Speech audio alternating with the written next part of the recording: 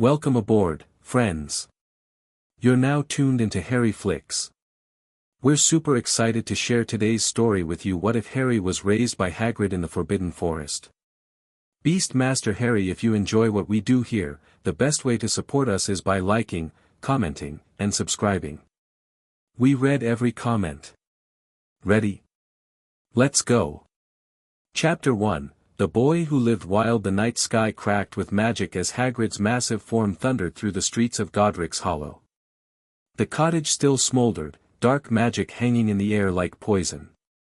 He pushed past broken timber and stepped over scattered belongings, his heart hammering against his ribs. James. Lily. His voice broke on their names. Nothing but silence answered him. Then he saw them. James first, crumpled near the stairs, his glasses askew on his lifeless face. Hagrid choked back a sob and continued upstairs, dreading what he'd find. Lily lay on the nursery floor, her red hair spread around her like a pool of blood, green eyes staring at nothing. And there, standing in his crib, clutching the bars with tiny fingers, was Harry Potter. Alive. A lightning bolt cut across his forehead, still fresh and bleeding. "Oh, Harry," Hagrid whispered, reaching for the boy. The toddler looked up, those green eyes, Lily's eyes, filled with tears but somehow unafraid. He reached for Hagrid's massive finger and held on. Something broke inside Hagrid then. He'd come on Dumbledore's orders to bring the boy to him. The plan was already in motion. Harry would go to his Muggle relatives, the Dursleys. He'd be safe there, hidden from those who might seek to finish what you-know-who started. But as Harry's tiny fingers wrapped around his, Hagrid couldn't do it. "I can't leave ya with them," he muttered, scooping the boy up. "Lily and James wouldn't want that. Those Muggles, they wouldn't understand ya." Decision made, Hagrid wrapped Harry in a blanket and slipped out the back way, avoiding the gathering crowd of wizards appearing to investigate the magical explosion that had rocked the quiet village. He knew Sirius Black would be coming, James's best friend and Harry's godfather, but rumors were already swirling about Black's loyalty. No, Hagrid couldn't trust anyone right now. Not even Dumbledore. "I'll keep ya safe, Harry," he promised as he mounted the flying motorcycle he'd borrowed from Sirius. "No one will hurt ya again." With the roar of the engine, they vanished into the night sky, heading not toward Surrey and the Dursleys, but toward Scotland and the vast, ancient forbidden forest that bordered Hogwarts School of Witchcraft and Wizardry, the only home Hagrid had ever known, and now, the only home Harry would remember. 5-year-old Harry dangled his bare feet in the stream, watching silver fish dart between his toes. His wild black hair hung past his shoulders, and his green eyes sparkled with mischief. "Go on then," he whispered to the fish in a series of burbling sounds that weren't quite English. "I'm not gonna catch you today." The fish seemed to understand, swimming closer and nibbling gently at his skin. "Harry! Where've you gone off to now?" Hagrid's booming voice echoed through the trees. Harry grinned and slipped deeper into the water. "Can't find me," he called back, the words coming out first as water sounds before he remembered to switch to human speech. Heavy footsteps approached, crushing undergrowth beneath massive boots. Hagrid appeared at the stream's edge, hands on his hips, beard twitching with a suppressed smile. "Hidin' from me again, are ye? And here I thought we'd go visit the unicorn foal that was born last night." Harry shot up from the water like a rocket. "Really? A baby? Can I touch it? If its mother allows it." "Yeah, know the rules." Harry nodded solemnly. "Always ask permission first. Never demand." "That's right. Now come get dried off." As Hagrid helped Harry into a roughly sewn tunic, made from acromantula silk that Hagrid had traded for with the colony, the giant man marveled at how quickly the boy had adapted to forest life. 5 years had passed since that terrible night, and Harry had grown from a traumatized toddler into a child of the wild. Their home was a massive, magically expanded cottage deep within the forbidden forest, well beyond the areas Hogwarts students ever ventured. Built against the trunk of an ancient oak, with roots forming part of the foundation, it blended seamlessly with the surroundings. Inside, one room served as kitchen and living area, with a large fireplace for cooking and warmth. Another held Hagrid's oversized bed and a smaller one for Harry, though the boy often preferred sleeping in the hammock strung among the branches outside. The third room was Hagrid's workshop and a makeshift hospital for injured creatures they found. They lived simply but comfortably, with magic providing what their hands couldn't craft. Food came from Hagrid's garden, forest forage, and occasional trips to Hogsmeade Village disguised as supply runs for Hogwarts groundskeeping. Most importantly, they lived secretly. Hagrid had told the few who asked that Harry had indeed gone to his relatives. Dumbledore, busy with the aftermath of the war, had accepted this without question initially. It wouldn't last forever, Hagrid knew that, but each year brought Harry more freedom, more connection to the world his parents had loved, and more distance from the fame that would have crushed a child raised in the spotlight as the boy who lived. Again. Tell me about Mum and the fish. 7-year-old Harry demanded, bouncing on his bed as Hagrid tucked him in. Hagrid chuckled. Yevi heard it 100 times. Please. All right. Your mum, Lily, she was the brightest witch of her age. Kind-hearted too. In her 5th year, Professor Slughorn, he taught potions, had the students brew a solution that required fresh fish eyes. Harry wrinkled his nose but grinned, knowing what came next. Most students just took what they were given, but not Lily. She transfigured the eyes back into fish and set them free in the lake. When Slughorn asked where her potion ingredients had gone, she told him, I won't sacrifice another life for a grade, sir. Got detention for a week, but Slughorn was secretly proud of her principles. Harry's eyes shone. And Dad? Was he brave too? James? Brave as they come, but a troublemaker like you wouldn't believe. He and his friends called themselves the Marauders. Once turned the entire Great Hall floor to ice during Christmas dinner.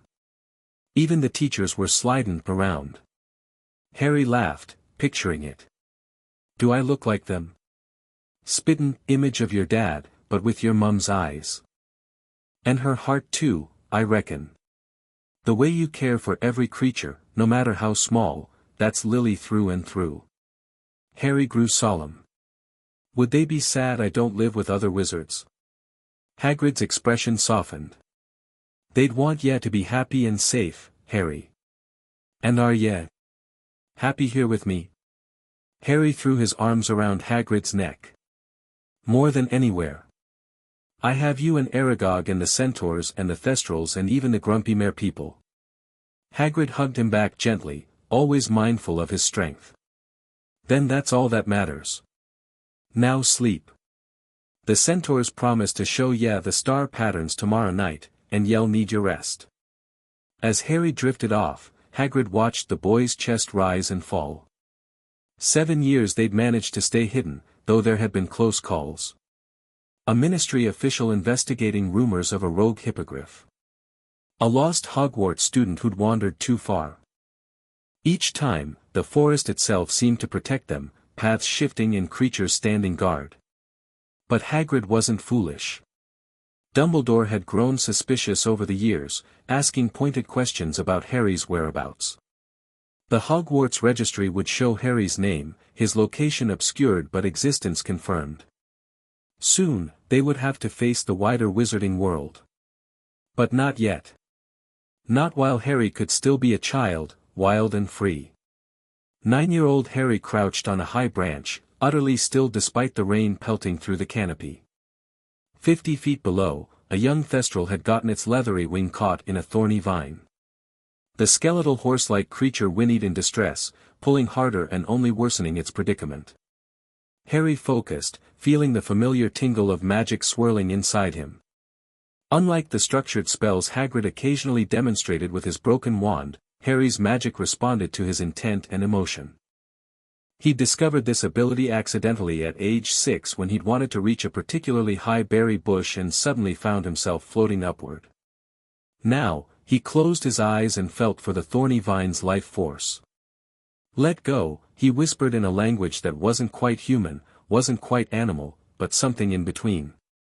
He means no harm. Release him. The vine trembled, then slowly, impossibly, began to unwind itself from the thestral's wing. Harry smiled and scrambled down the tree with the agility of a squirrel, dropping the last 10 feet to land in a crouch. The thestral, freed from the vine, approached Harry without fear. Most people couldn't see thestrals unless they'd witnessed death, but Harry had always seen them, a consequence, Hagrid explained, of being present when his parents were murdered. There you go, Harry murmured, stroking the creature's bony snout. Tell your mother you're safe. The thestral nudged Harry's chest gratefully before trotting off into the misty forest.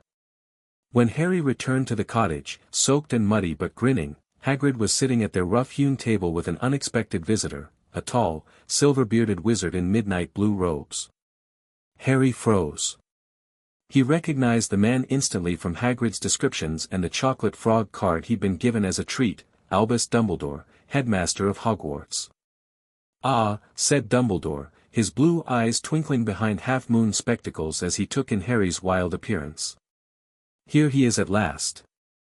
Hello, Harry. Hagrid? Harry questioned, instinctively stepping backward toward the door. It's all right, Harry, Hagrid said, though his face suggested otherwise. Professor Dumbledore just wants to talk.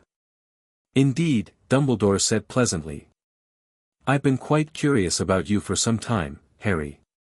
It seems Hagrid made a rather significant decision the night your parents died. Harry stepped forward, chin raised defiantly. He saved me.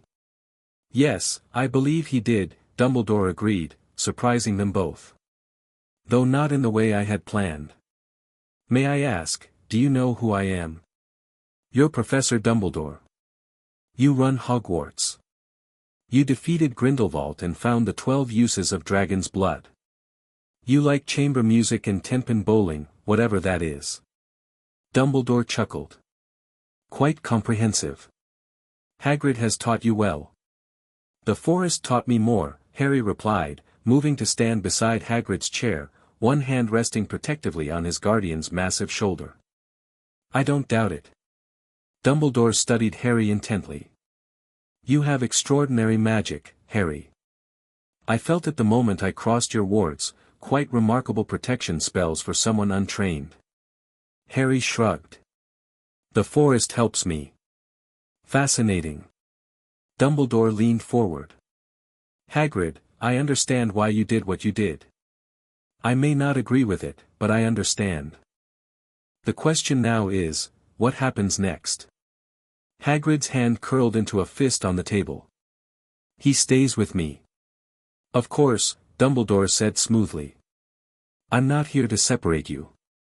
But Harry must attend Hogwarts when he turns 11. It's not just tradition, it's for his own safety and education. I don't need, Harry began, but Hagrid squeezed his shoulder. Harry should know about his world, his parents' world, Hagrid admitted reluctantly. But on our terms. No special treatment, no gawking at his scar, no turning him into some kind of celebrity. Dumbledore nodded slowly.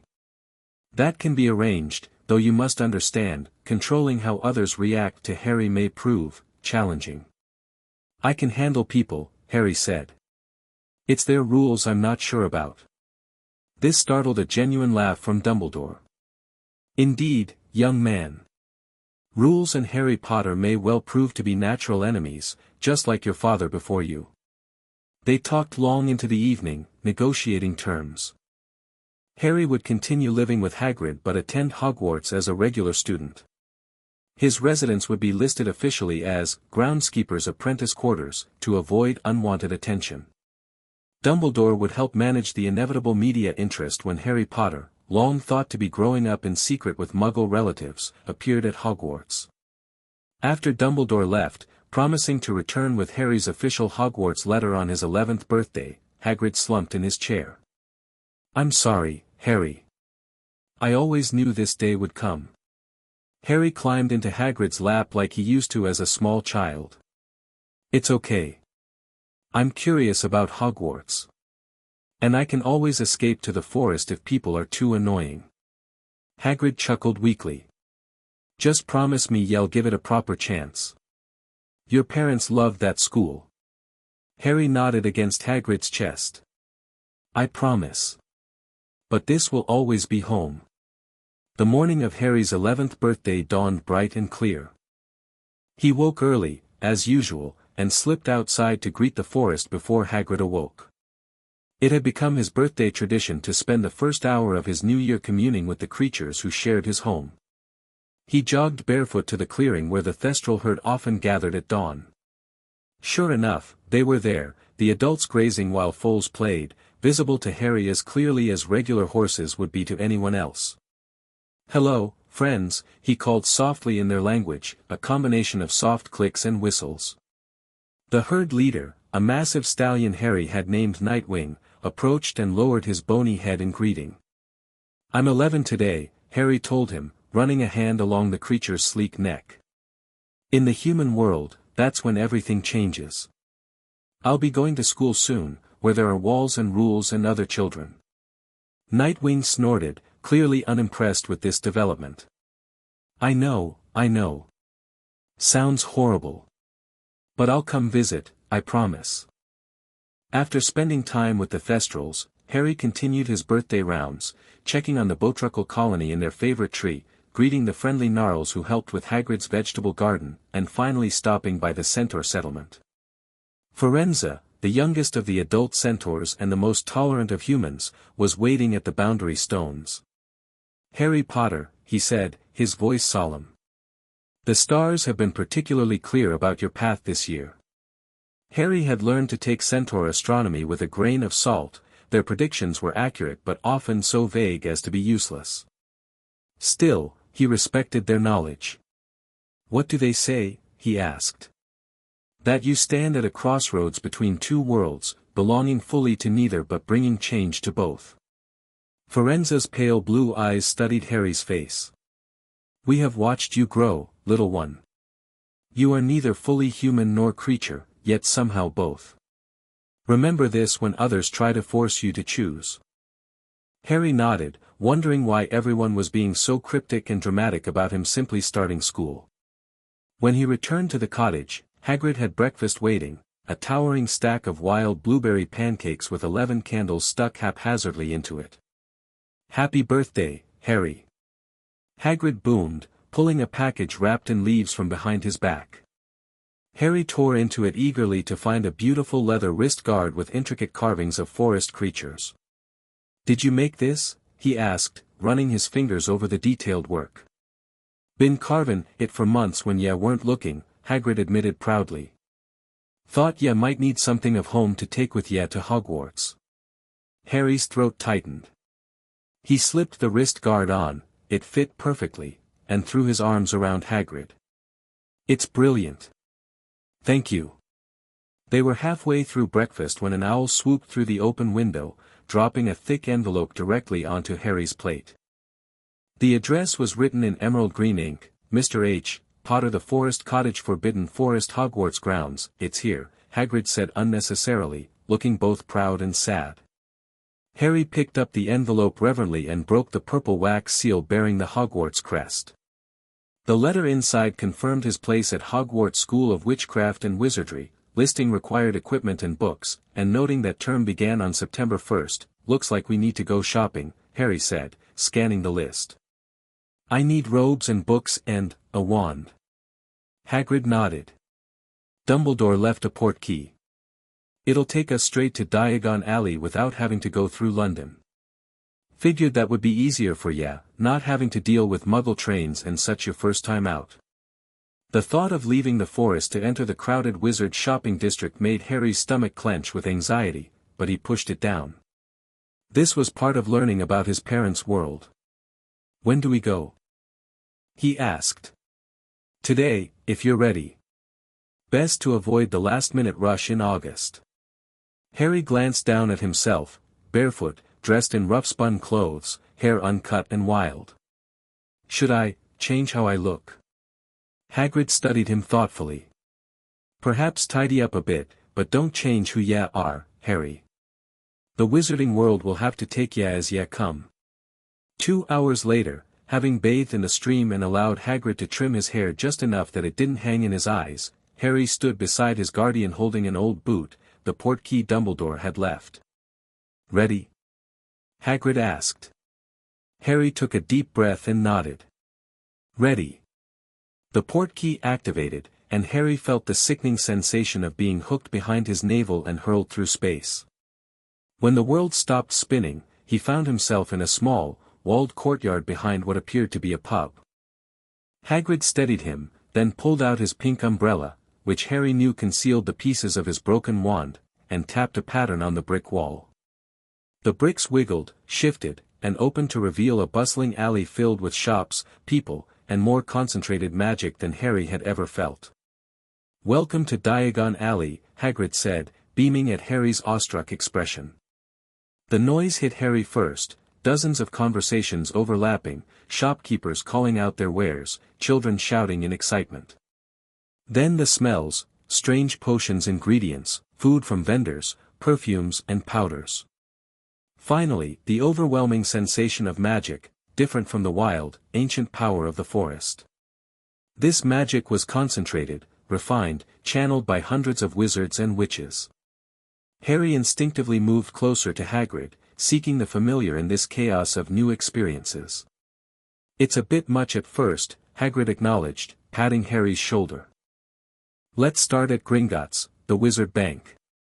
Your parents left ya plenty of gold." They made their way down the cobblestone street, Harry fighting the urge to stare open-mouthed at everything they passed. People were beginning to stare back, he noticed. Not at his scar, which was mostly hidden by his fringe, but at his unusual appearance and massive companion. Gringotts was a towering white marble building manned by goblins, small, clever-looking beings with long fingers and calculating eyes. Harry watched them curiously. "Morning," Hagrid greeted the goblin at the counter. "We've come to take some money out of Mr. Harry Potter's vault." The goblin peered over his spectacles at Harry. "And does Mr. Potter have his key?" Hagrid produced a tiny golden key from one of his many pockets.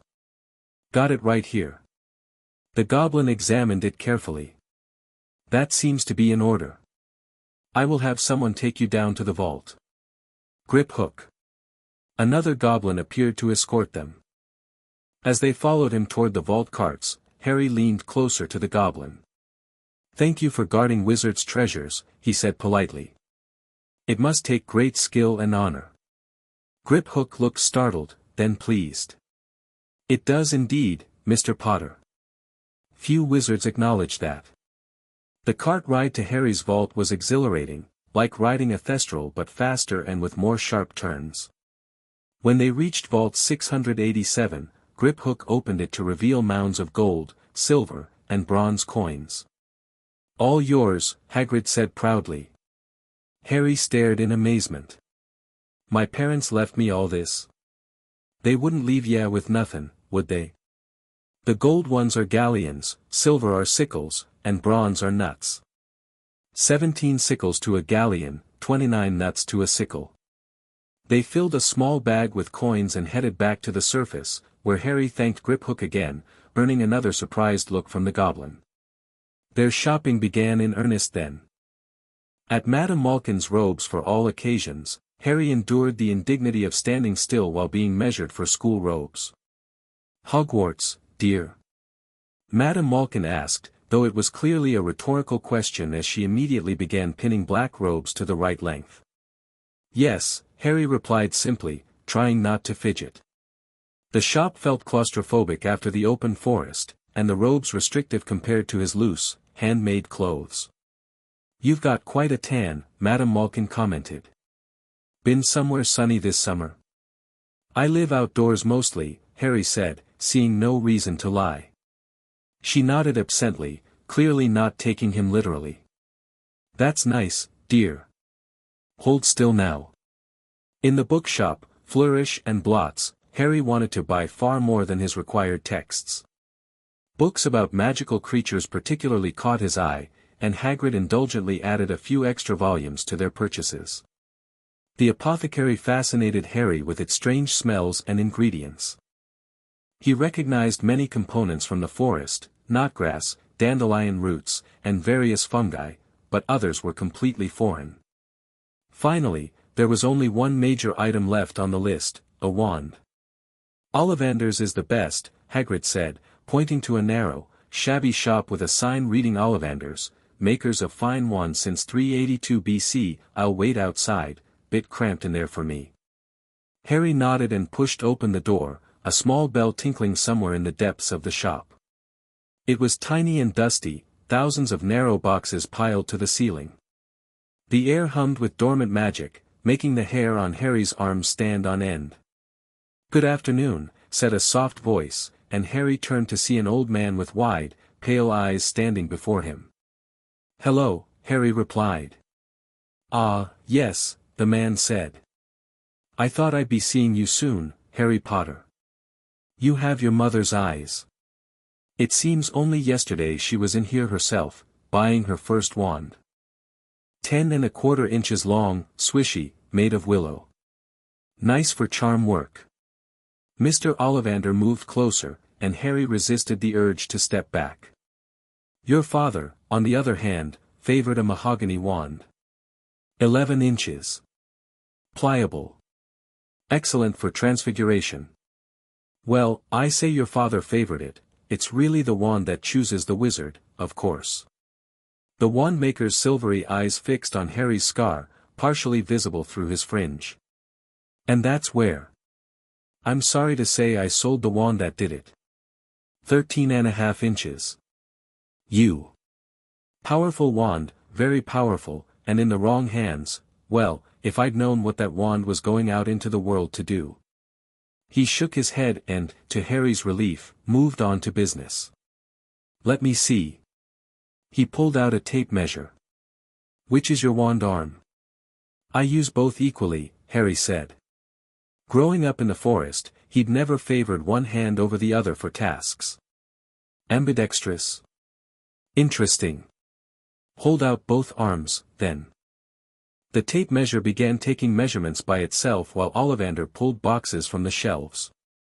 "Every Ollivander wand has a core of a powerful magical substance, Mr. Potter. We use unicorn hairs, phoenix tail feathers, and the heartstrings of dragons. No two Ollivander wands are the same, just as no two unicorns, dragons, or phoenixes are quite the same." He returned with an armful of boxes. "Try this one first. Beechwood and dragon heartstring. 9 inches. Nice and flexible. Just take it and give it a wave." Harry took the wand but had barely lifted it when Ollivander snatched it back. "No, no, that won't do. Try this, maple and phoenix feather. 7 inches. Quite whippy." Harry tried, but this too was quickly taken away. Wand after wand was tried with similar results. Far from being frustrated, Ollivander seemed to grow more excited with each failure. "Tricky customer, eh? Not to worry, we'll find the perfect match here somewhere." The pile of tried wands mounted higher. Harry was beginning to wonder if any wand would choose him when Ollivander paused, a thoughtful expression crossing his face. "I wonder, unusual combination, holly and phoenix feather, 11 inches, nice and supple." Harry took the wand, and immediately felt a warmth in his fingers. He raised it above his head and brought it swishing down, leaving a trail of gold and green sparks like a forest at sunrise. Ollivander cried, "Oh, bravo! Yes, indeed, very good." Then his expression turned curious. "Curious, very curious." "Sorry," Harry said, "but what's curious?" "I remember every wand I've ever sold, Mr. Potter. Every single wand. It so happens that the phoenix whose tail feather is in your wand gave just one other feather, just one other. It is very curious indeed that you should be destined for this wand when its brother, why, its brother gave you that scar." Harry swallowed. "You mean Voldemort's wand?" Ollivander flinched at the name but nodded. "The wand chooses the wizard, Mr. Potter. I think we must expect great things from you." After all, he who must not be named did great things, terrible, yes, but great. Harry paid 7 gold galleons for his wand and left the shop quickly, unsettled by Ollivander's words. Hagrid was waiting outside with a surprise, a snowy owl in a cage. "Happy birthday," he said, beaming. "Every wizard needs an owl for post. This one's special, the shop owner said she's dead clever." The owl fixed Harry with an amber gaze that seemed surprisingly intelligent. "She's beautiful," Harry said, reaching a finger through the cage bars. The owl nipped it gently. "I'll call her Hedwig. I read it in one of our new books. She was a medieval witch who helped magical creatures." Their shopping complete, they used the port key to return to the forest cottage. Harry's head was spinning with everything he'd seen and all the preparations still to make before September 1st. That night, as they ate dinner, Hagrid watched Harry examining his wand. "Yeah, no," Hagrid said carefully, "there's something I've been meaning to tell ya about the night your parents died." Harry looked up, instantly alert. Despite Hagrid's openness about most topics, the specific details of Voldemort's attack had remained somewhat vague. "What is it?" "Well, it's about you-know-who. People don't just vanish without a trace, Harry. But that night, after he tried to kill ya, he disappeared. Some say he died, but I don't believe it. Not enough human in him left to die." "You think he's still out there?" Harry asked, his hand unconsciously touching his scar. "In some form, yeah. Too weak to carry on, maybe. Biding his time. I'm telling ya this now because at Hogwarts, people are going to talk. About him, about what happened. And ya need to know, need to be prepared, for the fact that not everyone who supported him was caught. Like the person who betrayed my parents' location." Hagrid nodded grimly. "Sirius Black. Your father's best friend, he was. Or so everyone thought. He's in Azkaban now, wizard prison, but there were others who claimed they were bewitched or forced. Some of their children will be at school with ya. So I need to be careful who I trust," Harry concluded. "Just keep your eyes open. And remember, no matter what anyone says about that night, ya lived when no one else ever had. Whatever power you-know-who had, he couldn't beat ya. Don't forget that." Harry nodded, his expression determined. "I won't. And I'll be ready, Hagrid. If he ever comes back, I'll be ready." The morning of September 1st found Harry standing at the edge of the forest, his trunk packed and Hedwig's cage in hand. Instead of taking the Hogwarts Express like other students, Dumbledore had agreed that Harry could simply walk to the school from Hagrid's hut, avoiding the unnecessary journey to and from London. But first, Harry had one important goodbye to make. He whistled softly, a haunting call that carried through the trees. Minutes later, a young Thestral appeared, trotting toward him eagerly. "Hey, Tenebris," Harry greeted the creature he'd helped birth 3 years earlier. "Want to give me a ride to school? For old time's sake." The Thestral lowered itself, allowing Harry to climb onto its bony back. With Hedwig's cage secured to the trunk and the trunk magically lightened and strapped to the Thestral's side, they took off, soaring above the treetops. From this height, Harry could see Hogwarts Castle in its entirety for the first time. He'd glimpsed parts of it during his forest explorations, but never the whole magnificent structure with its towers and turrets reaching toward the sky. "It's beautiful," he whispered to Tenebris as they glided toward it. "But not as beautiful as the forest." They landed at the edge of the grounds where Hagrid was waiting, looking both proud and anxious in his best moleskin overcoat. "Right on time," he said, checking a large gold pocket watch. "The other students won't arrive for hours yet, but Professor McGonagall is waiting to show ya around." Harry slid off Tenebris's back and gave the creature a final pat. "Thank you, friend." As they walked toward the castle, Harry's forest-trained senses took in everything, the smell of the lake, the sounds of creatures in the distance, the feel of ancient magic in the stones beneath his feet. It was overwhelming but not unpleasant. At the castle entrance stood a tall, severe-looking witch in emerald green robes. Her hair was pulled back in a tight bun, and her sharp eyes assessed Harry immediately. "Mr. Potter," she said, her tone formal but not unkind. "I am Professor McGonagall, Deputy Headmistress and Head of Gryffindor House. Welcome to Hogwarts." Harry straightened his spine and met her gaze directly. "Thank you, Professor. I'm looking forward to learning here." Something like approval flickered in her eyes. "Hagrid has spoken highly of your abilities. I trust you will find your formal magical education equally engaging." She led them inside, and Harry tried not to gawk at the massive entrance hall with its marble staircase and flaming torches. Everything was stone and angles, so different from the organic curves and natural materials of the forest. "The sorting ceremony will take place this evening when the other students arrive," McGonagall explained. "You will be sorted into one of 4 houses: Gryffindor, Hufflepuff, Ravenclaw, or Slytherin. Your house will be like your family while you're here." "My family is right here," Harry said automatically, gesturing to Hagrid. McGonagall's expression softened slightly. "Of course. But your housemates will be those you live with, take classes with, and share a common room with." She showed them to a small chamber off the Great Hall where Harry could leave his trunk until after the sorting. "Hagrid, I believe Professor Dumbledore wishes to speak with you before the feast. Mr. Potter, you may explore the ground floor until the other students arrive, but please don't wander too far." After they left, Harry found himself alone in the vast castle. Rather than feeling intimidated, he saw it as an exploration opportunity, like mapping a new section of the forest. He moved silently through corridors, noting exit points, hiding spots, and the strange shifting movements of staircases and portraits.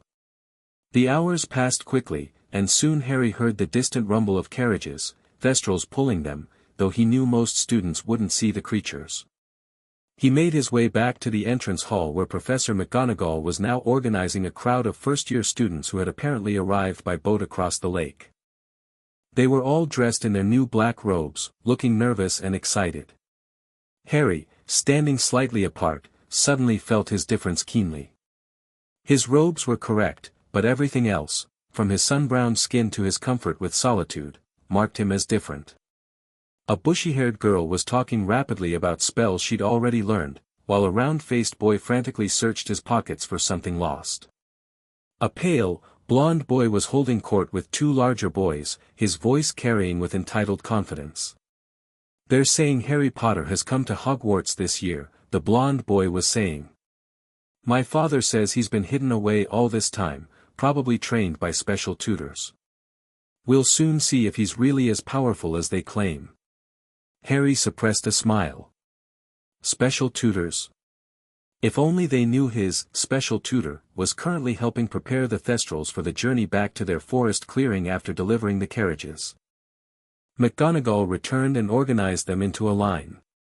"The sorting ceremony is about to begin. Follow me, please." The Great Hall was magnificent, thousands of candles floating in mid-air, for long tables filled with students, a 5th table at the top where the teachers sat. The ceiling appeared to open directly to the night sky, stars twinkling above. "It's bewitched to look like the sky outside," the bushy-haired girl whispered. "I read about it in Hogwarts, a history." McGonagall placed a 4-legged stool in front of them, and on top of it, an extremely old, patched wizard's hat. To Harry's surprise, the hat twitched, a rip near its brim opening like a mouth, and it began to sing, "Oh, you may not think I'm pretty, but don't judge on what you see, I'll eat myself if you can find a smarter hat than me." The hat explained the 4 houses in its song: brave Gryffindor, loyal Hufflepuff, wise Ravenclaw, and cunning Slytherin. When it finished, the hall burst into applause. McGonagall stepped forward holding a long roll of parchment. "When I call your name, you will put on the hat and sit on the stool to be sorted. Abbott, Hannah."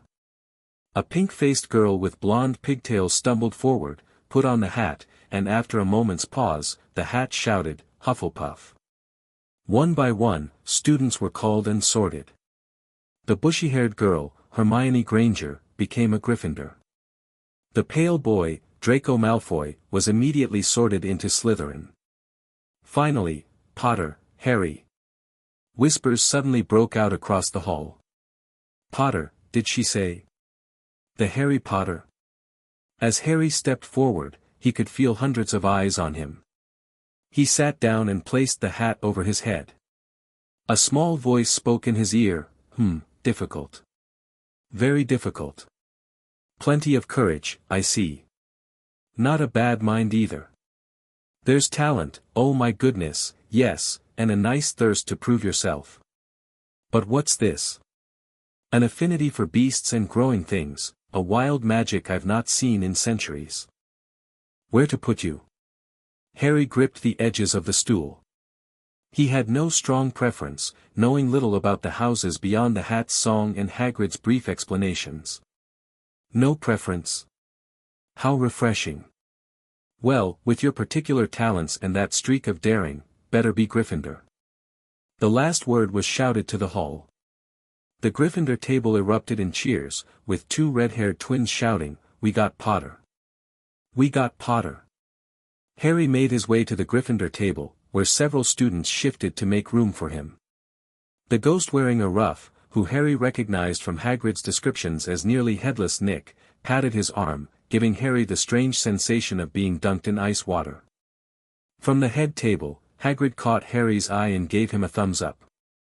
Harry grinned back, his anxiety fading. Maybe this wouldn't be so bad after all. After the last student was sorted, Dumbledore rose to his feet, beaming at them all. "Welcome," he said. "Welcome to a new year at Hogwarts. Before we begin our banquet, I would like to say a few words, nitwit. Blubber. Oddment. Tweak. Thank you." He sat back down as everyone clapped and cheered. Harry laughed out loud, perhaps the old wizard wasn't as stuffy as he'd feared. Suddenly, the empty dishes on the table filled with food, roast beef, chicken, pork chops, lamb, potatoes, carrots, gravy, and more. It was more prepared food than Harry had ever seen in one place. "That does look good," said the ghost wistfully. "Can't you?" Harry began. "I haven't eaten for nearly 500 years, the ghost replied. "Don't need to, of course, but one does miss it. I don't think I've introduced myself. Sir Nicholas de Mimsy Porpington at your service. Resident ghost of Gryffindor Tower." "I know who you are," said a red-haired boy suddenly. "My brothers told me about you, you're nearly headless Nick." "I would prefer you to call me Sir Nicholas de Mimsy, nearly headless," interrupted Hermione Granger. "How can you be nearly headless?" Sir Nicholas looked extremely irritated. "Like this." He seized his left ear and pulled. His whole head swung off his neck and fell onto his shoulder, as if on a hinge. Someone had obviously tried to behead him, but not done it properly. Looking pleased at their stunned faces, he flipped his head back onto his neck and continued, "So, new Gryffindors. I hope you're going to help us win the house championship this year. Gryffindor has never gone so long without winning. Slytherin has gotten the cup 6 years in a row." As the ghost continued talking about house points, Harry found himself being studied by his fellow Gryffindors. "So," said the red-haired boy who'd addressed Nick, "you're really Harry Potter." Harry nodded. "I'm Ron Weasley," the boy continued. "Is it true you've been living in secret all this time? My dad works at the ministry, and he says no one knew where you were." "I've been living with Hagrid," Harry said simply, seeing no reason to lie. This caused a stir among those listening. "Hagrid?" "The gamekeeper?" asked an older student with a prefect badge. Harry nodded again, taking a bite of roast potato. "But, where?" "His hut's tiny," Ron said, frowning. "We have a cottage in the forest," Harry replied. The table fell silent. "The Forbidden Forest?" Hermione Granger asked, her eyes wide. "But it's forbidden. It's full of dangerous creatures." Harry smiled. "They're only dangerous if you don't understand them." "Wicked," breathed Ron, looking at Harry with new respect. The conversation moved on as students introduced themselves and discussed their families. Harry listened more than he spoke, fascinated by these glimpses into ordinary wizard childhood so different from his own. When the main courses disappeared and desserts took their place, the talk turned to classes. "I'm looking forward to Transfiguration," Hermione said eagerly. "Professor McGonagall can turn herself into a cat." "What about you, Harry?" "Care of magical creatures," Harry said without hesitation. "Though I don't think first years can take it." "You can't," confirmed the prefect. "Not until third year. But Professor Kettleburn might let you observe some lessons if you ask nicely." Harry nodded thoughtfully. Perhaps school wouldn't be all restrictive rules after all. When the desserts too disappeared, Professor Dumbledore got to his feet again.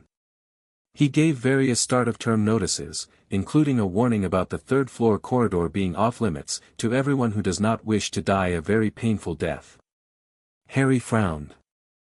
That sounded like exactly the sort of mysterious statement that would make him want to investigate, and he suspected Dumbledore knew it. Finally, the feast ended, and the Gryffindor first years followed the prefect, Percy Weasley, up marble staircases and through hidden doorways until they reached a portrait of a fat lady in a pink dress. "Password?" she asked. "Caput Draconis," said Percy, and the portrait swung open to reveal a round hole in the wall. They scrambled through it into the Gryffindor common room, a cozy, round room full of squashy armchairs. Percy directed the girls through one door to their dormitory and the boys through another. At the top of a spiral staircase, they found 5 four-poster beds hung with deep red, velvet curtains. Their trunks had already been brought up. Too tired to talk much, the boys pulled on their pajamas and fell into bed. Harry, however, found it difficult to sleep. The bed was too soft, the room too still and quiet compared to his forest hammock with its gentle swaying and nighttime sounds. After his roommate's breathing had deepened into sleep, Harry slipped out of bed, opened the window, and sat on the sill, looking out at the forest in the distance. Somewhere in those trees was home, Hagrid's cottage, the Thestral herd, the Centaur settlement, and all the other creatures who had been his first friends. "I'll visit soon," he promised quietly, reaching out with his mind to touch the wild magic that flowed between him and the forest. And somewhere, deep among the trees, he felt the forest acknowledge his promise. He wasn't alone here. He would never be alone as long as he carried the wild within him. With that comforting thought, Harry finally returned to his bed and fell asleep, dreaming of flying on Thestral back above the treetops, free and wild and magic incarnate. Chapter 2, Hogwarts and the Chamber of Secrets. Harry woke before dawn, his body still tuned to forest rhythms. For a moment, he lay disoriented by the soft mattress and enclosed space until memories of the previous day flooded back, the sorting, the feast, Gryffindor Tower. He slipped silently from bed, careful not to wake his roommates. Neville Longbottom snored softly, while Ron Weasley had somehow twisted himself completely sideways. Seamus Finnegan and Dean Thomas were buried under mounds of blankets. Harry grabbed his wand and padded to the window. The ground stretched below, dew-covered and peaceful in the pre-dawn light. The forest called to him, its ancient magic pulsing at the edge of his senses. Just a quick visit, he whispered to himself. He dressed quickly in his most forest-appropriate clothes, the sturdy pants and shirt Hagrid had made him, not his school robes, and slipped down the spiral staircase. The common room sat empty, fire burned down to embers. The fat lady snored in her portrait as he eased it open and stepped into the corridor. Moving with the silent grace he'd learned stalking shy creatures, Harry navigated the castle corridors by instinct, descending staircases and following drafts of fresh air until he reached the entrance hall. The massive front doors were locked, but Harry wasn't concerned. He'd spotted several ground-floor windows left ajar for ventilation last night. Minutes later, he stood on the dew-soaked grass, breathing deeply. The air smelled of approaching autumn, crisp leaves and ripening berries. He stretched, reveling in the openness after the confined castle, then broke into a run toward the forest edge. Just as he reached the tree line, a deep voice called out. "Bit early for a stroll, isn't it?" Harry turned to see Hagrid striding across the lawn, Fong at his heels. Despite being caught, Harry grinned. "I missed it," he said simply. Hagrid's eyes crinkled with understanding. "I thought ya might. Come on then, we've got an hour before breakfast. Let's say good morning to the forest." Together, they walked the familiar paths, Harry reconnecting with the trees and creatures that had been his earliest friends. They visited the Thestral clearing, where the herd greeted Harry with soft whinnies of recognition. Hagrid watched proudly as Harry communicated with them in their own language. "Yeah, no," Hagrid said as they headed back toward the castle, "yeah, can visit anytime, but maybe don't make a habit of sneaking out before dawn. Filch catches yeah, and it'll be detention faster than yeah can say Quidditch." Harry nodded, though inwardly he calculated better routes for future escapes. "I'll be careful. And remember," Hagrid added seriously, "while you're at school, you've got to at least try to follow their rules, Harry. I know some will seem strange after the forest, but they're there for a reason." "I know," Harry said. "I promise to give Hogwarts a real chance, and I will." As they approached the castle, now bathed in morning light, students were beginning to emerge for breakfast. Many stared at Harry, whispering behind their hands. "Look, there's Potter. With Hagrid, I heard they're related somehow. Is that dirt on his shoes? And what's he wearing?" Hagrid squeezed Harry's shoulder. "Head high now. You're Harry Potter, and you've nothing to be ashamed of." Harry nodded, squared his shoulders, and walked past the gawking students into the great hall. He had just enough time to change into school robes before classes began. Professor McGonagall's voice cut through the Transfiguration classroom like a knife. "Transfiguration is some of the most complex and dangerous magic you will learn at Hogwarts. Anyone messing around in my class will leave and not come back. You have been warned." She promptly turned her desk into a pig and back again. The class gasped in appreciation, but Harry stared thoughtfully. The pig had seemed wrong somehow. Not a true pig but a pig-shaped object that smelled of desk and magic. After taking complicated notes, they were each given a match and told to turn it into a needle. Harry stared at his match, trying to feel its essence. In the forest, his magic worked through connection, understanding the true nature of things before attempting to influence them. He closed his eyes, focusing on the match. It had once been part of a tree, alive and growing. Now it was dormant, its tree spirit sleeping. A needle, by contrast, was metal, cold, hard, forged by fire.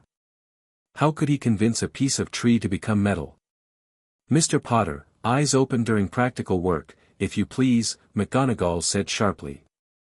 "Sorry, Professor," Harry replied, opening his eyes.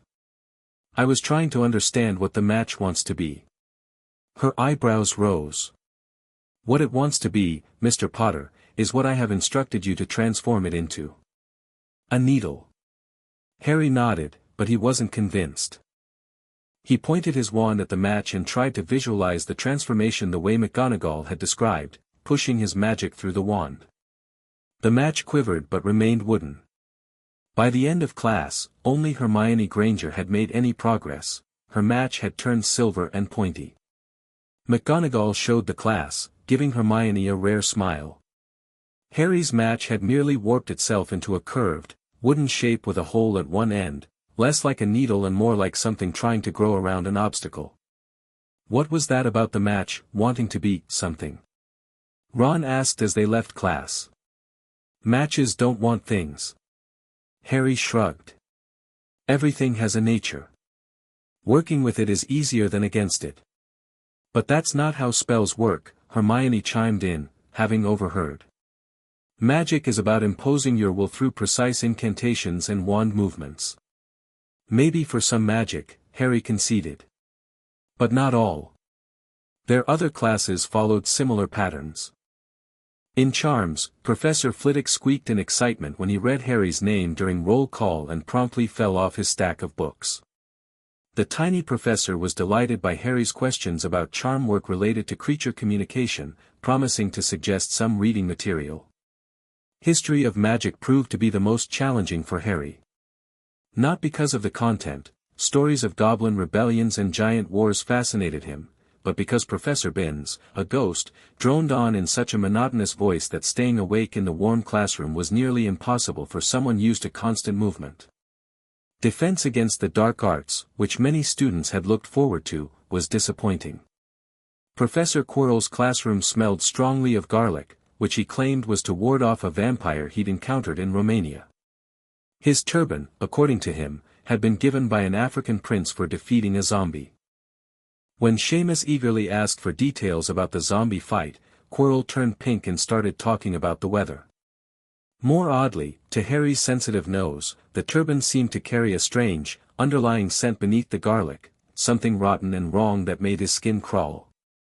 Most unsettling was that whenever Harry sat near Quirrell, his scar prickled uncomfortably. He made a mental note to ask Hagrid about it. Potions took place in the dungeons with the Slytherins. Professor Snape, the hook-nosed, greasy-haired potions master, started class with roll call and paused at Harry's name. "Ah, yes," he said softly. "Harry Potter. Our new celebrity." Draco Malfoy and his friends Crabbe and Goyle sniggered behind their hands. Snape finished calling names and looked up at the class, his eyes cold and empty like dark tunnels. "You are here to learn the subtle science and exact art of potion-making," he began. "As there is little foolish wand-waving here, many of you will hardly believe this is magic. I don't expect you will really understand the beauty of the softly simmering cauldron with its shimmering fumes, the delicate power of liquids that creep through human veins, bewitching the mind, and snaring the senses. I can teach you how to bottle fame, brew glory, even stopper death, if you aren't as big a bunch of dunderheads as I usually have to teach." Silence followed this little speech. Harry felt a spark of interest. This sounded like the kind of intuitive magic he understood, working with the innate properties of plants and creatures to create something new. "Potter!" Snape suddenly barked. "What would I get if I added powdered root of asphodel to an infusion of wormwood?" Harry blinked. Asphodel grew in the shadowy parts of the forest, and he and Hagrid had harvested wormwood for healing salves. "Together they make a sleeping potion, sir. A powerful one called the Draught of Living Death." Surprise flickered across Snape's face before his expression hardened again. "Where would you look if I told you to find me a bezoar?" "In a goat's stomach," Harry answered promptly.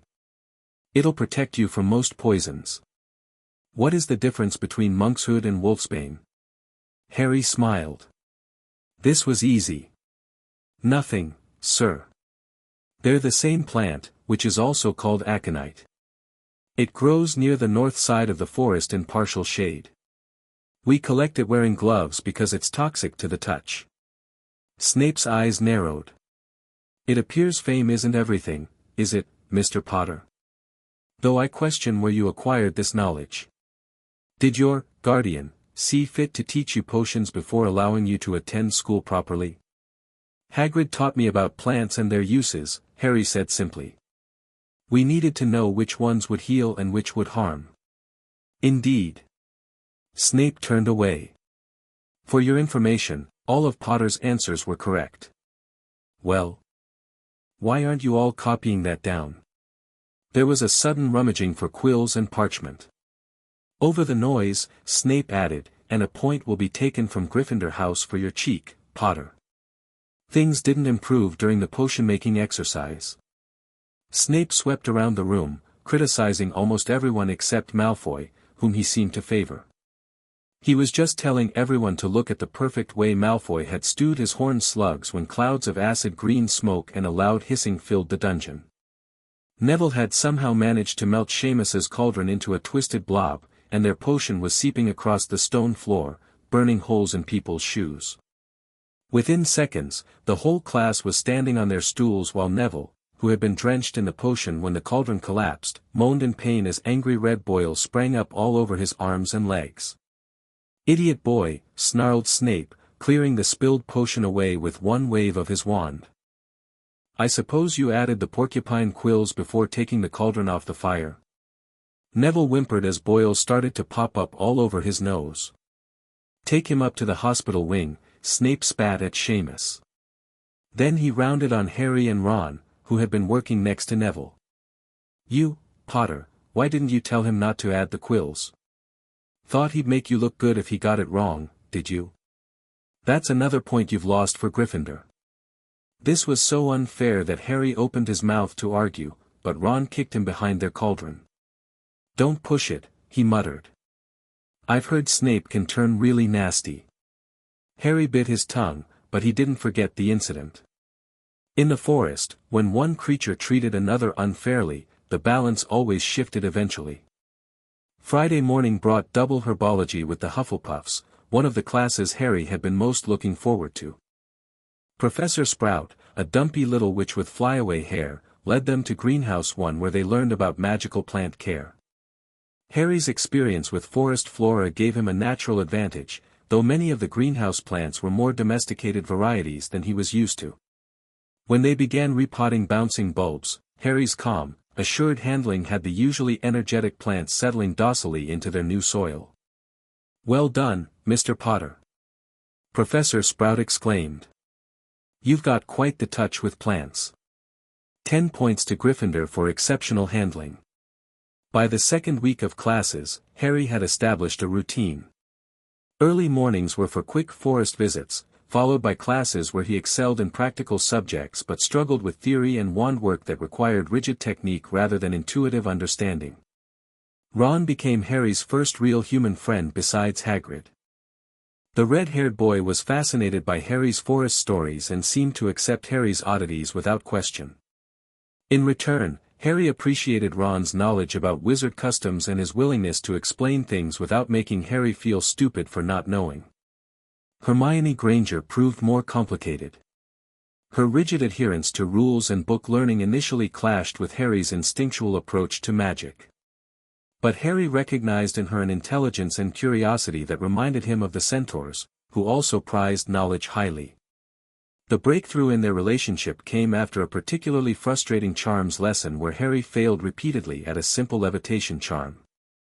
While Ron grumbled about Hermione's perfect execution and subsequent advice-giving, Harry swallowed his pride. "Hermione," he said as they left class, "could you help me understand this charm? I can make things move in the forest without a wand, but these structured spells don't make sense to me." She looked shocked but pleased. "Of course, Harry. The problem is you're trying to feel your way through it instead of following the precise formula. Magic has rules." "In wand magic, maybe," Harry replied. "But I think there's more than one way to be magical."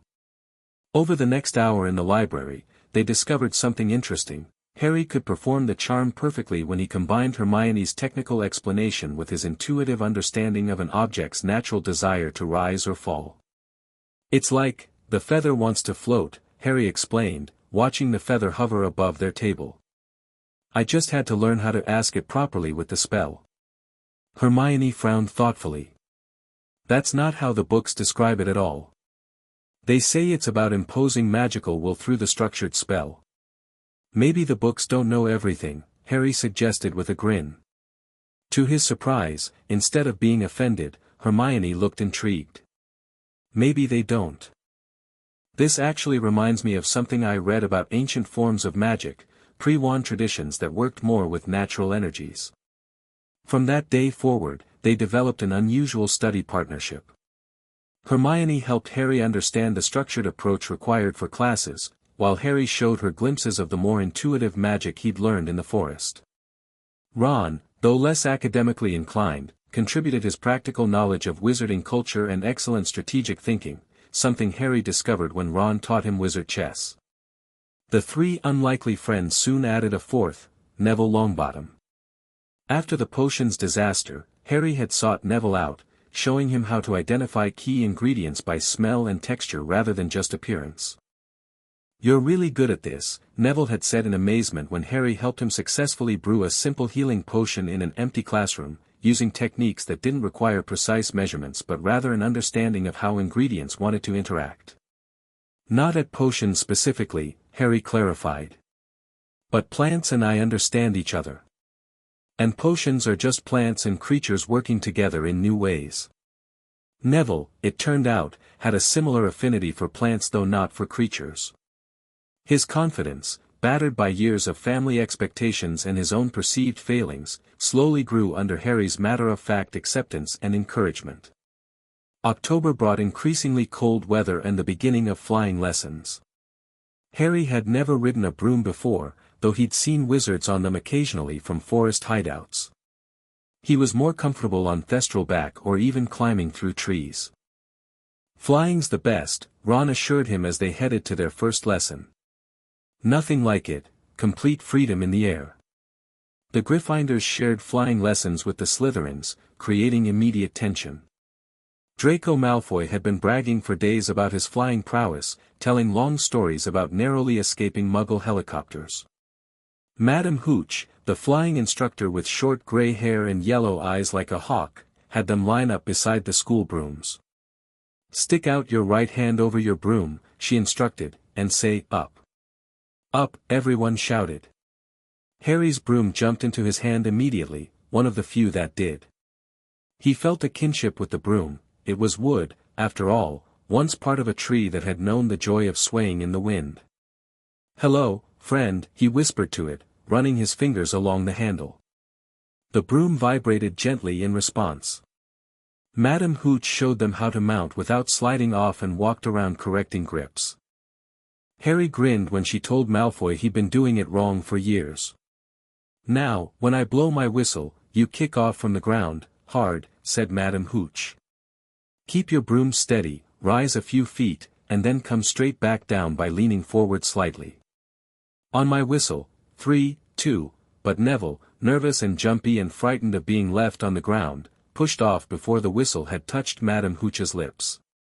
"Come back, boy," she shouted, but Neville was rising straight up like a cork shot out of a bottle, 12 feet, 20 feet. Harry saw his scared white face look down at the ground falling away, saw him gasp, slip sideways off the broom and, without thinking, Harry kicked hard off the ground, instinctively understanding the broom's desire to fly. He shot toward Neville like an arrow, magic flowing through him not just into the broom but outward, creating a gentle cushion of air that slowed Neville's fall just enough for Harry to position himself underneath. They still crashed, but instead of hitting the ground at full speed, Neville landed on Harry, who rolled with the impact the way he'd learned falling from trees. They tumbled across the grass and came to a stop with nothing worse than bruises and grass stains. "Potter! Longbottom!" Madam Hooch was running toward them, face white as a sheet. "Are you injured?" "We're fine," Harry said, helping Neville up. "Just a bit shaken." She examined them both quickly, then turned to Harry with a strange expression. "That was either the most foolish or most impressive bit of flying I've ever seen from a first year. How did you slow his fall?" Harry shrugged. "I just wanted the air to catch him." "So it did." "Wanted the air?" She shook her head in disbelief. 10 points to Gryffindor for quick thinking, but don't ever try something that reckless again. As she led the shaking Neville away to check for any hidden injuries, Harry noticed something glinting in the grass, a small glass ball filled with white smoke that he recognized as Neville's Remembrall, a gift from his grandmother. He picked it up just as Malfoy landed nearby. "Give that here, Potter," Malfoy said. "I want to see what Longbottom's so desperate not to forget." "It's not yours, Malfoy," Harry said calmly, pocketing the Remembrall. "Afraid I'll find out your friend's secrets?" Malfoy sneered. "Or maybe it's yours he's keeping. Living in the forest like an animal, bet there's lots you'd rather people didn't remember." Harry felt a flash of anger but kept his face neutral, a skill learned from watching centaurs negotiate with other forest beings. The only animal here is the one trying to steal from someone who's hurt. Malfoy's pale face flushed pink. "You think you're special, don't you, Potter? Famous Harry Potter with his creature friends and his half-breed guardian." The casual slur against Hagrid cracked Harry's calm facade. Before anyone could react, he moved with forest-honed reflexes, closing the distance between himself and Malfoy in 2 swift steps. Never, Harry said, his voice low but carrying across the now silent field, call Hagrid that again. Something in Harry's eyes, perhaps a hint of the wild magic that connected him to creatures fiercer than any first-year wizard, made Malfoy step back involuntarily. Is that a threat, Potter? He asked, but his voice wavered slightly. It's a fact, Harry replied. Just like it's a fact that your family has more to be ashamed of than mine ever will.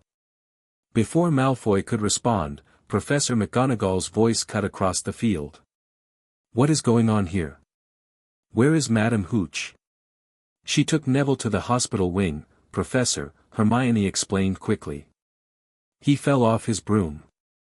McGonagall's sharp eyes took in the scene, Harry and Malfoy standing toe to toe, the rest of the class watching in tense silence. Return to your positions immediately, she ordered. I will supervise until Madame Hooch returns. The confrontation dissolved, but the tension between Harry and Malfoy had crystallized into something more defined, not just the Gryffindor-Slytherin rivalry or fame versus privilege, but a fundamental clash of values. Later that evening, Harry visited Neville in the hospital wing, returning the remembrall. Thanks for catching me, Neville said. Madame Pomfrey says I would have broken my arm at least if I'd hit the ground that hard. Harry shrugged. Friends look out for each other. Neville beamed at the casual inclusion. I've never really had friends before Hogwarts. Me neither, Harry admitted. Just Hagrid and the forest creatures.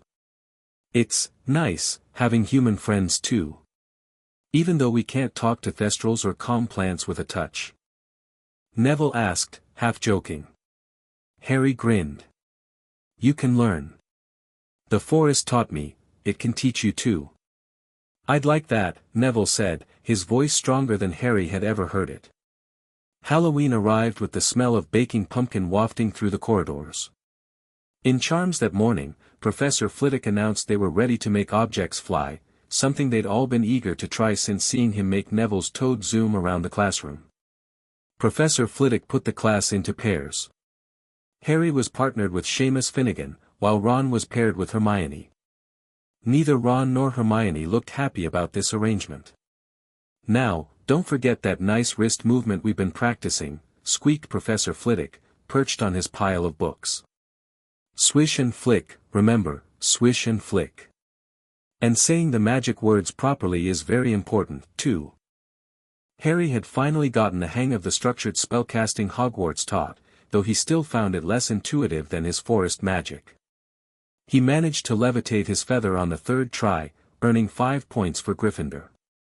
At the next table, Ron wasn't having much luck. Wingardium Leviosa, he shouted, waving his long arms like a windmill. You're saying it wrong, Harry heard Hermione snap. It's Wingardium Leviosa, make the gar nice and long. You do it, then, if you're so clever, Ron snarled.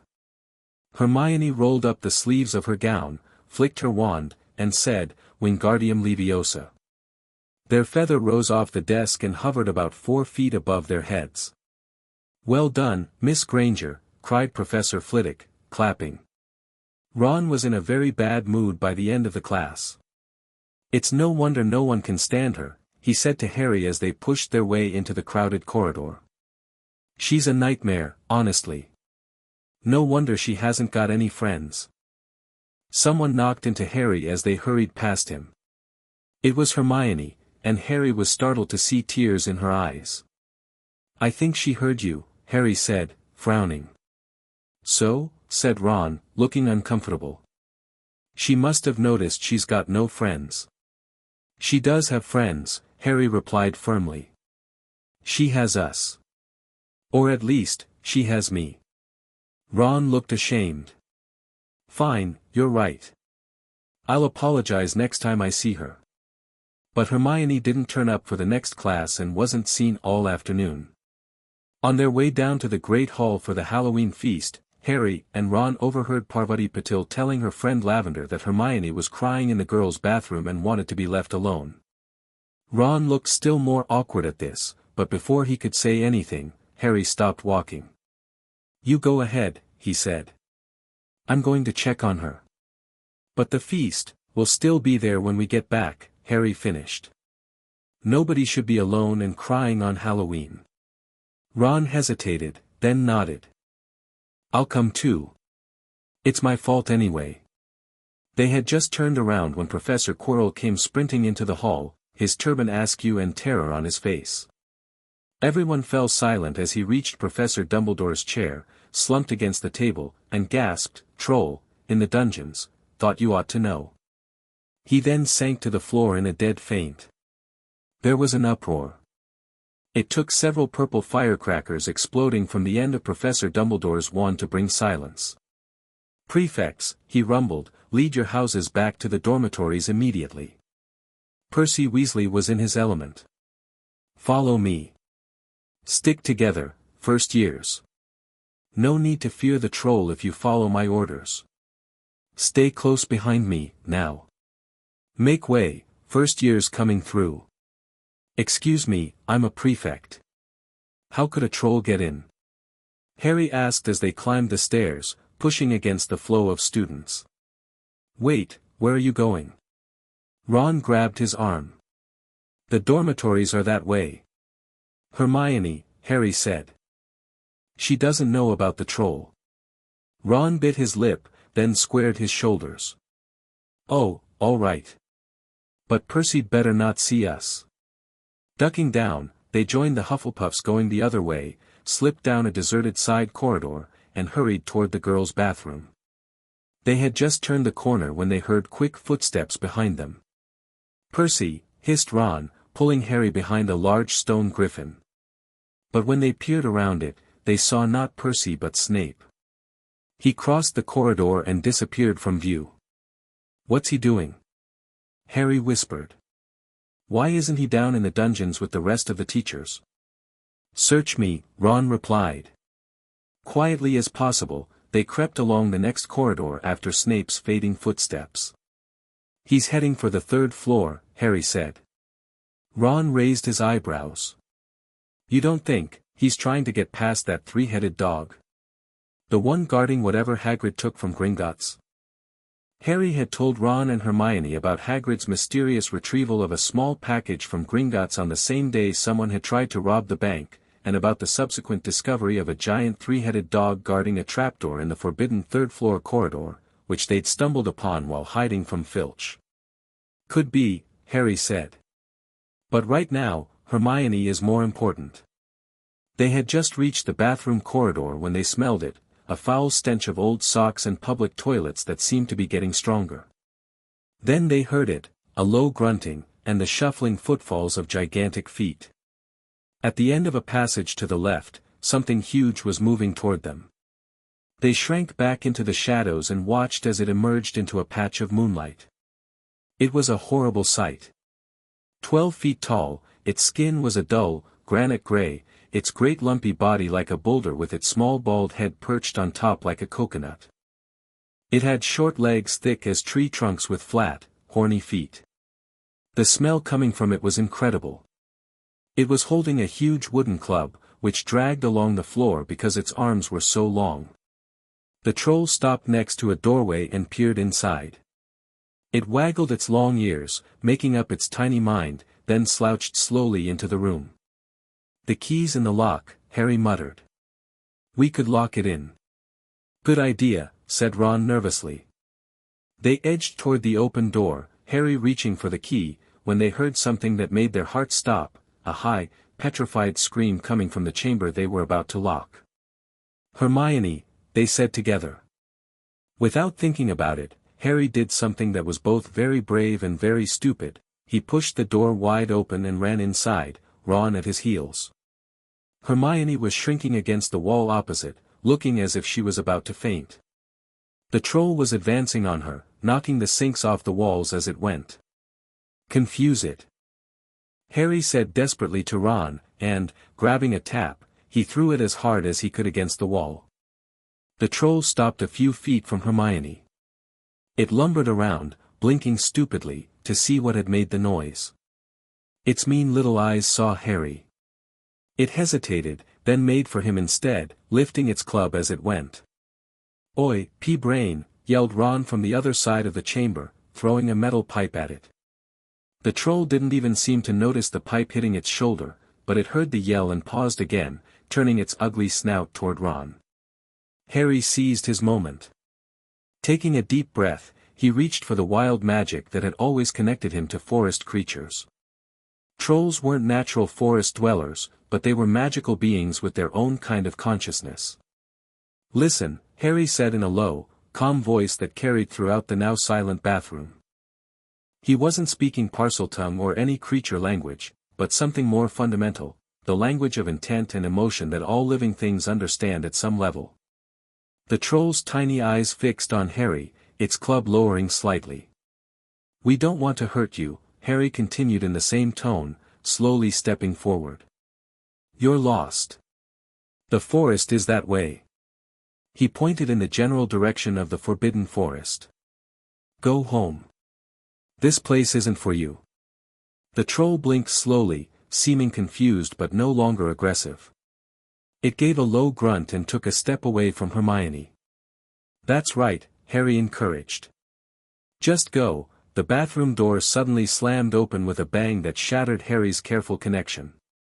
The troll roared in surprise and rage, swinging its club wildly. Professors McGonagall, Snape, and Quirrell burst into the room, wands raised. Quirrell took one look at the troll, let out a faint whimper, and sat quickly down on a toilet, clutching his heart. Snape bent over the troll, which had been stunned by a spell from McGonagall. But it was McGonagall who fixed Harry, Ron, and Hermione with a furious stare. "What on earth were you thinking?" said Professor McGonagall, cold fury in her voice. "You're lucky you weren't killed. Why aren't you in your dormitory?" Harry explained about Hermione not knowing about the troll, carefully omitting why she'd been in the bathroom in the first place to spare Ron's feelings. To everyone's surprise, Hermione spoke up next. "Please, Professor McGonagall, they were looking for me. I went looking for the troll because I thought I could deal with it on my own, you know, because I've read all about them." Ron dropped his wand in shock. Hermione Granger, telling a downright lie to a teacher. "If they hadn't found me, I'd be dead now," she continued. Harry was, talking to it somehow. Calming it down. "I've never seen anything like it." Professor McGonagall's eyes narrowed as they focused on Harry.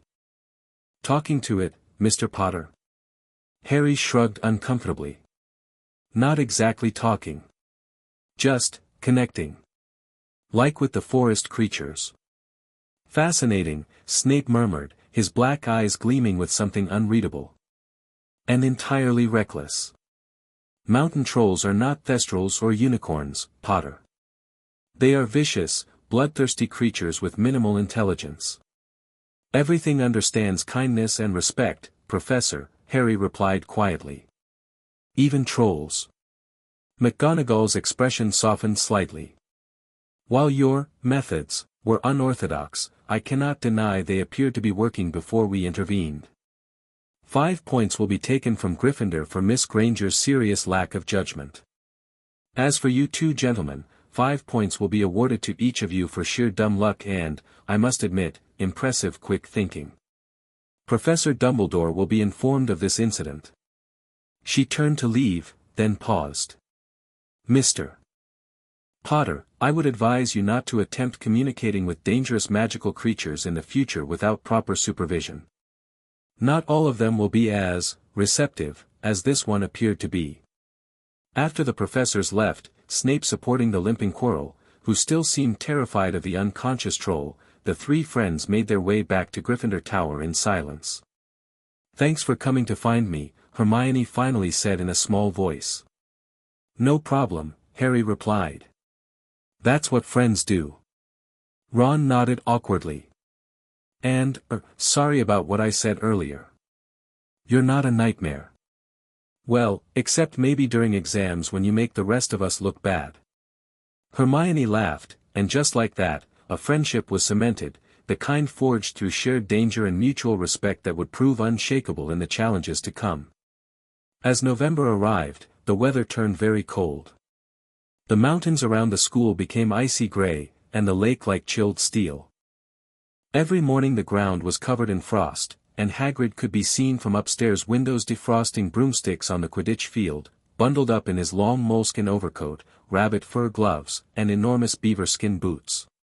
The Quidditch season had begun, and on Saturday, Harry would be watching his first ever match, Gryffindor vs Slytherin. Despite Wood's repeated attempts to recruit him after hearing about his rescue of Neville, Harry had declined joining the team, preferring to spend his free time in the forest rather than at practice. "You're missing out," Ron told him at breakfast. "With your reflexes, you'd make a brilliant seeker." Harry shrugged. "Maybe next year. I'm still getting used to being around this many humans all the time." The great hall was filled with the delicious smell of fried sausages and the cheerful chatter of everyone looking forward to a good Quidditch match. Harry was explaining the game to Hermione, who found the whole concept rather illogical but was determined to support Gryffindor nonetheless. Their conversation was interrupted when Snape limped by their table. Harry noticed the professor was favoring one leg heavily, the same leg that had been injured the night of the troll incident. "Wonder how he hurt his leg?" Harry mused. "Dunno, but I hope it's really hurting him," said Ron bitterly. Snape had been in an especially foul mood lately, taking points from Gryffindor for increasingly trivial reasons. Later that day, they huddled together in the stands, wrapped in scarves and cloaks against the November chill. Hermione had conjured a bright blue fire that they could carry in a jam jar, providing welcome warmth. The match was brutal and fast-paced. Gryffindor seeker Amy Gibson, a slight third-year girl with extraordinary eyesight, was being repeatedly blocked by larger Slytherin players in what the Gryffindor supporters considered blatant cheating. "That should be a foul," Ron shouted as the Slytherin captain nearly knocked Gibson off her broom. Halfway through the match, something strange happened to Gibson's broom. It started to roll over and over, making violent swishing movements that nearly unseated her. Then it began bucking wildly. Did something happen to her broom when Flint blocked her? Seamus whispered. "Can't have," Hagrid said, who had joined them in the stands. "Can't nothing interfere with a broomstick except powerful dark magic? No kid could do that." At these words, Hermione seized Hagrid's binoculars and started scanning the crowd. "What are you doing?" moaned Ron, grey-faced. "I knew it," Hermione gasped. "Snape, look." Harry grabbed the binoculars. Snape was in the middle of the stands opposite them. He had his eyes fixed on Gibson and was muttering non-stop under his breath. "He's jinxing the broom," Hermione said. "What should we do?" Ron asked. "Leave it to me," Hermione replied. But Harry had his own idea. The moment Hermione disappeared into the crowd, he closed his eyes and reached out with his senses, not toward Snape, but toward the broom itself. Like his own broom, Gibson's was made of wood, once a living tree that had grown tall and proud, feeling the wind in its branches. Harry focused his wild magic on that essence, sending waves of calming energy toward the bucking broomstick.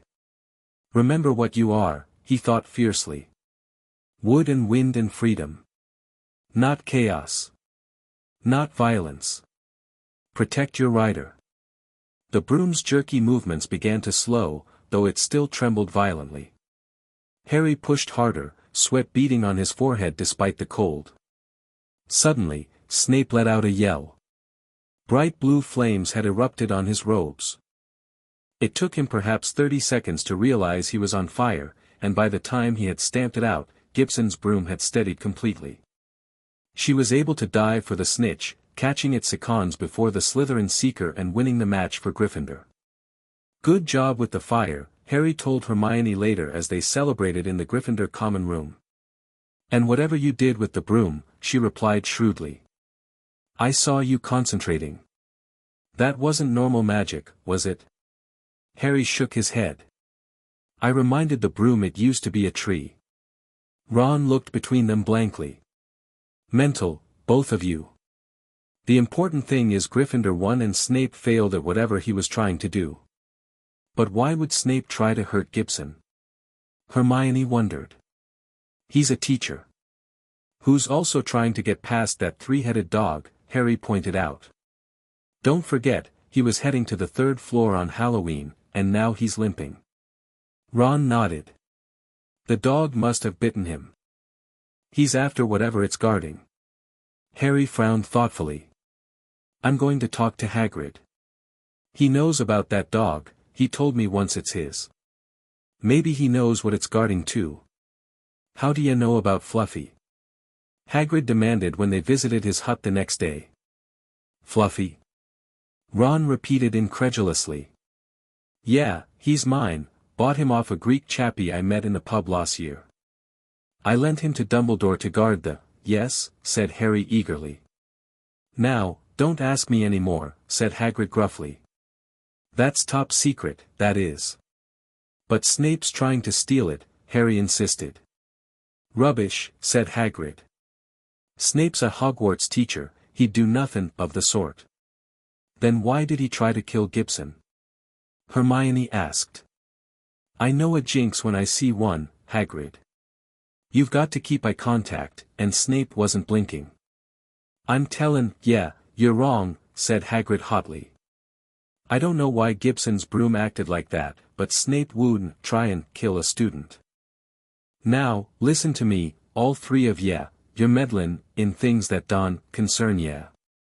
It's dangerous. You forget that dog, and you forget what it's guardin', that's between Professor Dumbledore and Nicholas Flamel, Nicholas Flamel? Harry repeated, watching Hagrid's face closely. Hagrid looked furious with himself. Shouldn't I said that? Forget I mentioned it. Go on, back to the castle with ya. As they trudged back through the snow, Hermione's mind was clearly racing. Nicholas Flamel. I know I've read that name somewhere. We'll check the library, Harry decided. But I have another idea too. What's that? Ron asked. Harry grinned. We visit Fluffy. Properly this time, not just stumbling in by accident. I want to talk to him. Ron paled. Talk to a giant three-headed dog. Are you mental? All creatures can communicate somehow, Harry explained. Even three-headed dogs. Especially if Hagrid raised him, he'd have been taught to understand humans. And what if he eats us before you can say hello? Ron demanded. He won't, Harry said with quiet confidence. Not if we approach respectfully and bring a gift. Hermione looked intrigued despite her usual caution. What kind of gift would a three-headed dog want? Food, obviously, Harry replied. And music. Hagrid told me once that magical creatures like Cerberus, that's the proper name for three-headed dogs, fall asleep to music. It's in their nature. Ron still looked dubious, but Hermione nodded thoughtfully. It makes sense. In Greek mythology, Orpheus lulled Cerberus to sleep with his lyre to enter the underworld. And so they formed a plan. Ron would distract Filch by setting off some of the twins' firecrackers on the second floor, while Hermione and Harry would head to the third-floor corridor with food from the kitchens and a small wooden flute Hagrid had carved for Harry last Christmas. That night, everything went according to plan, almost too smoothly. They reached the locked door without encountering anyone, and Hermione's quick Alohomora charm opened it easily. The enormous dog filled the whole space between ceiling and floor. All three of its heads were awake, 3 pairs of rolling, mad eyes, 3 noses, twitching and quivering in their direction, 3 drooling mouths, saliva hanging in slippery ropes from yellowish fangs. It was already growling, but hadn't lunged yet. Harry immediately began playing the flute, not a tune, exactly, but a soft, soothing series of notes. The dog's growls quieted, its eyelids drooping slightly though still fixed on the intruders. Harry nodded to Hermione, who cautiously set down the package of meat they'd brought. While continuing to play with one hand, Harry reached out with his other, palm up in a non-threatening gesture. We're friends of Hagrid's, he said during a pause in the music, then resumed playing. At Hagrid's name, the dog's center head tilted slightly. Harry took this as a positive sign and edged closer, still playing intermittently and speaking in a calm, respectful voice. We brought you food. We just want to look at what you're guarding. We won't take anything, I promise. Slowly, one of the heads bent down to sniff the meat while the other two remained watchful. After a tense moment, it began to eat, and the other heads turned their attention to the food as well. It's working, Hermione whispered in amazement. Harry continued playing as they carefully edged around the dog toward the trapdoor it was guarding. As they got closer, Harry could make out claw marks around the edges, signs of Fluffy's dedication to his task. Good guardian, Harry murmured appreciatively between notes. Loyal friend. The dog had finished the meat and was watching them again, but with less aggression. The music was making it drowsy, its massive heads beginning to nod. Harry, Hermione whispered urgently, someone's coming. Sure enough, footsteps were approaching in the corridor. Harry played a final, gentle note and nodded respectfully to the now sleepy dog. We'll visit again, he promised as they slipped toward the door, easing it shut behind them just as they heard someone approaching the corner.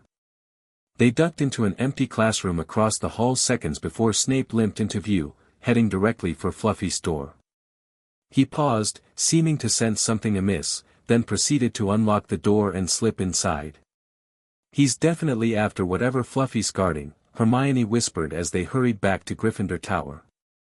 But what is it? Ron asked when they reunited and told him what had happened. And who's Nicholas Flamel? I don't know, Harry admitted, but we're going to find out. Christmas was approaching. One morning in mid-December, Hogwarts woke to find itself covered in several feet of snow. The lake froze solid and the Weasley twins were punished for bewitching several snowballs so that they followed Quirrell around, bouncing off the back of his turban. No one could wait for the holidays to start. While the Gryffindor Common Room and the Great Hall had roaring fires, the drafty corridors had become icy and a bitter wind rattled the windows in the classrooms. Worst of all were Professor Snape's classes down in the dungeons, where their breath rose in a mist before them and they kept as close as possible to their hot cauldrons. I do feel so sorry, said Draco Malfoy during one potions class, for all those people who have to stay at Hogwarts for Christmas because they're not wanted at home. He was looking directly at Harry as he spoke. Crabbe and Goyle chuckled. Harry, who was measuring out powdered spine of lionfish, ignored them. Malfoy had been even more unpleasant than usual since the Quidditch match. Disgusted that the Slytherins had lost, he had tried to get everyone laughing at how a wide-mouthed tree frog would be replacing Gibson as Seeker next. Then he'd realized that nobody found this funny, because they were all so impressed at the way Gibson had managed to stay on her bucking broomstick. So Malfoy, jealous and angry, had gone back to taunting Harry about having no proper family.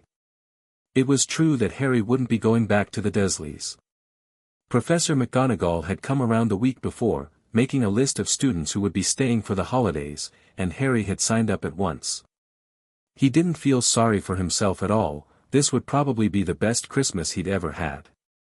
Hagrid had promised they would cut a magnificent tree for their cottage and celebrate properly, just the two of them as they had every year since Harry could remember. Ron and his brothers were staying too, because Mr. and Mrs. Weasley were going to Romania to visit Charlie. Hermione, however, was going home to spend time with her parents. When they left the dungeons at the end of potions, they found a large fir tree blocking the corridor ahead. Two enormous feet sticking out at the bottom and a loud puffing sound told them that Hagrid was behind it. "Hi, Hagrid, want any help?" Ron asked, sticking his head through the branches. "Nah, I'm all right, thanks, Ron." "Would you mind moving out of the way?" came Malfoy's cold drawl from behind them. "Are you trying to earn some extra money, Weasley? Hoping to be gamekeeper yourself when you leave Hogwarts, I suppose. That hut of Hagrid's must seem like a palace compared to what your family's used to." Ron dived at Malfoy just as Snape came up the stairs. "Weasley!" Ron let go of the front of Malfoy's robes. "He was provoked, Professor Snape," said Hagrid, sticking his huge hairy face out from behind the tree. "Malfoy was insulting his family." "Be that as it may, fighting is against Hogwarts rules, Hagrid," said Snape silkily. 5 points from Gryffindor, Weasley, and be grateful it isn't more. "Move along, all of you. Malfoy, Crabbe, and Goyle pushed roughly past the tree, scattering needles everywhere. Something went wrong with this response, please try again. Start the following chapter. The end. Thank you for watching this video. Please be sure to subscribe to our channel and like this video.